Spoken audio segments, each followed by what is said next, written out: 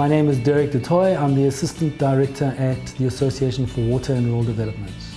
Olifants Catchment is part of the Limpopo Basin, so it's a big basin that occurs in the northeastern part of South Africa, but the Limpopo Basin is shared with 4 different countries: Botswana, Zimbabwe, Mozambique and South Africa. And we know it as a border between South Africa and Zimbabwe. And the Olifants is a catchment within that basin. And the Olifants is very important because it contributes about 40% of the water that's in the Limpopo Basin to the Limpopo. So it has a lot of important value both economically and water-wise. It consists of 4 different provinces: Gauteng, Mpumalanga and Limpopo, and one in Mozambique, and then over 22 local municipalities in South Africa alone. So it's a really complicated basin and a big contributor to the South African national economy, but also really important in the scope of what Mozambique does, because the bottom end of what we call the Olifants joins the Limpopo in Mozambique and then flows to the sea around Xai-Xai. It acts as one system, and that's really what WARD is trying to focus on, is how do we think of catchments as a living system, and how do we manage it as a living system. So RESILIM-O is another acronym. It stands for Resilience in the Limpopo Basin. And there are 2 RESILIM programs, one that deals with the whole basin, and then RESILIM Olifants, which we manage as a ward, and that is the Olifants Catchment, which is a transboundary catchment shared between South Africa and Mozambique. We specifically work on that component, but we have a close collaborative relationship with the other RESILIM program. And both of those programs are funded by USAID. They were started in 2013 with the express idea of trying to address degradation in the wider Limpopo Basin, and then specifically in the Olifants. And the idea is really through transboundary initiatives to try and address that degradation. There are lots of things going on there that have over the years resulted in the system becoming quite degraded. And of course this doesn't happen overnight. This is many, many decades of planning that hasn't been appropriate, things that have gone on there maybe not regulated. And at the end of the day, we've just let things get a bit out of hand, and this resilience focused program is really trying to reverse some of that stuff and say how can we actually look at what's on the table, try to get the stakeholders and people and residents of that catchment to work together, and then turn it around and do something better. Because if we leave it the way that it's going, it looks like we will be in quite deep trouble in the next couple of years. So it's important that we pay attention right now. I'm Eddie Riddell. I'm the Water Resources Manager in the Kruger National Park. In Kruger National Park, we practice integrated water resource management. That primarily means we interact with stakeholders in the catchments that drain into the Kruger National Park, of which we have 5 perennial rivers.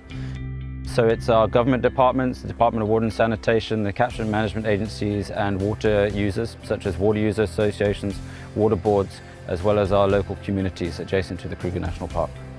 Okay, so in terms of our integrated water resource management, we very much like to develop partnerships with other organizations, and that doesn't necessarily have to be government. It can be non-governmental organizations as well as academic institutions. So we really solicit that kind of cooperation so that we can develop applied research and management actions at catchment level, and to bring in new technology and innovation so that we can improve the way we manage our river systems. But in particular, it's working with other organizations such as the RESILIM-O program that really assist us in bringing in new skills and technology to alleviate some of the challenges we have. The biggest achievements we've had in the Olifants, particularly over the past few years, the one that springs to mind immediately is the fact that we have been able to take polluters to task and to implement fines. And that's the first case that we know of a government department taking a private entity to court for a pollution event. It's really set a precedent for other sectors, both public and private, just to keep an eye on. If you play with the environment, there is knock-on effects.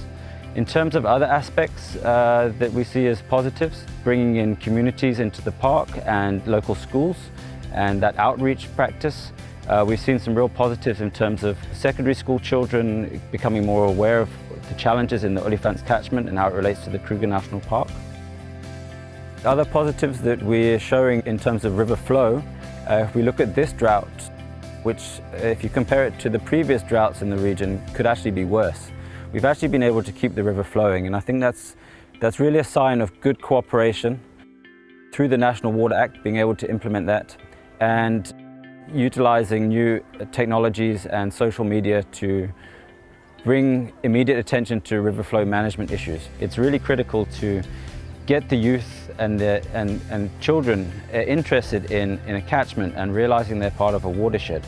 So the Kruger National Park has its own department, environmental education department, which we utilise quite strongly to bring in kids into the park.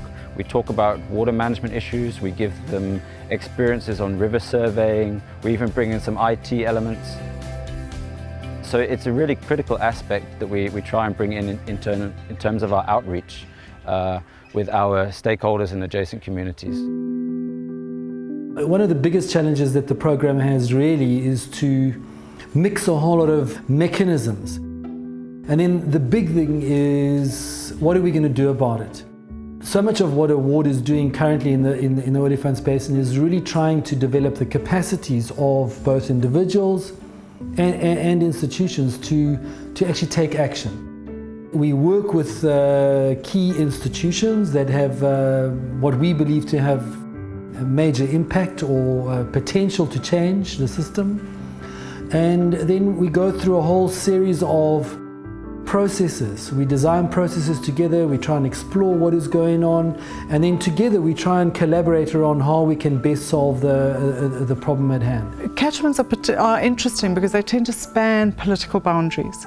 What's particularly interesting is that they tend to link societies that live across those different divides in ways that are quite unique and quite special.